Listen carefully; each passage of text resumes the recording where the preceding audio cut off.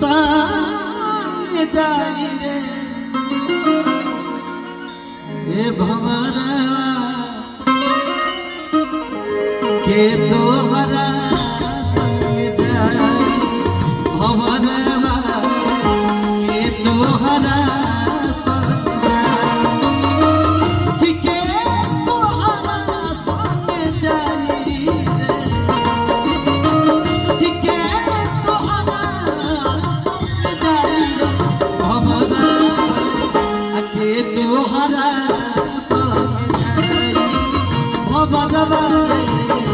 के तोहरा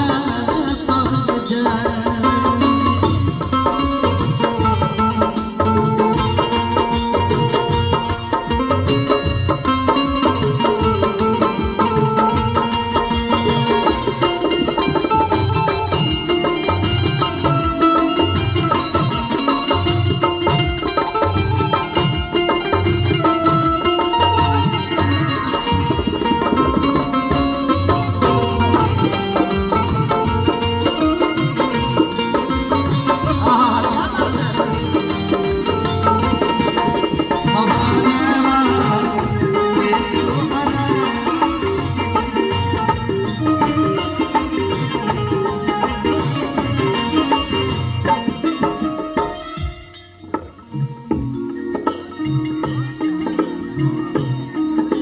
बाबू अंश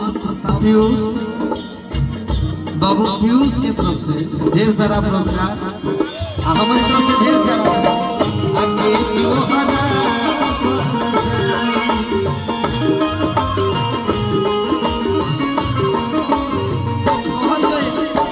कि आवे के बेरिया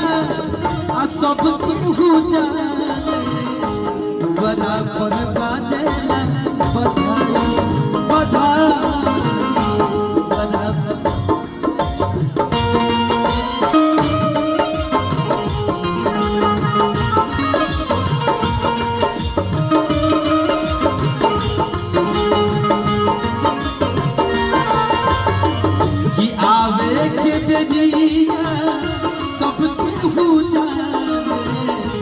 बराबर बाजेला बधाई बधाई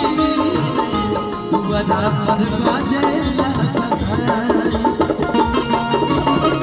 कि जाए के बेरिया केहू न जाने कि जाए के बेरिया केहू न जाने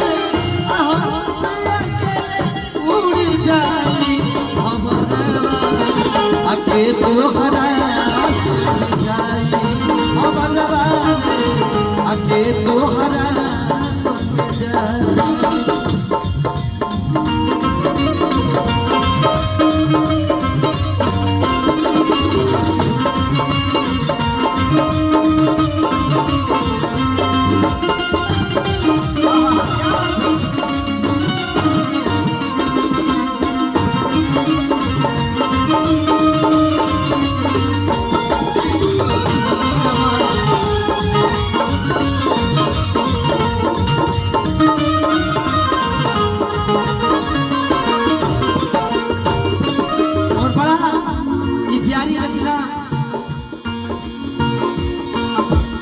में आखिरी लाइन समर्पित करतानी बड़ा भाव से लिखल गई ये असली सच्चाई का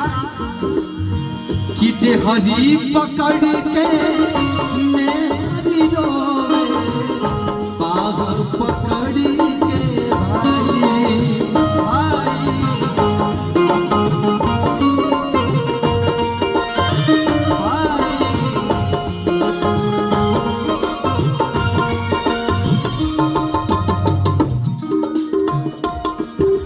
और ये ढेर सारा प्यार आदरणीय बड़े भैया से गौतम सैनी जी हल्दरपुर की धरती से आशीर्वाद प्यार स्नेह मिला मैं कुछ आभार व्यक्त करता हूँ भैया को सादर प्रणाम। लेकिन कहना है कि हरी पकड़ी के हमें हाथी रोए पाव पकड़ी के भाई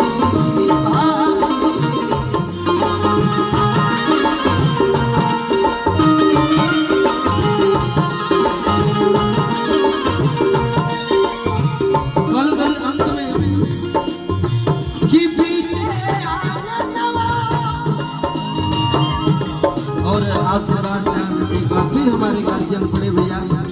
मिथिलेश भैया जी, पीयूष बाबू, वीर और अंश प्रताप सैनी बाबू की तरफ से ये ढेर सारा प्यार, बहुत बहुत दिल से आशीर्वाद।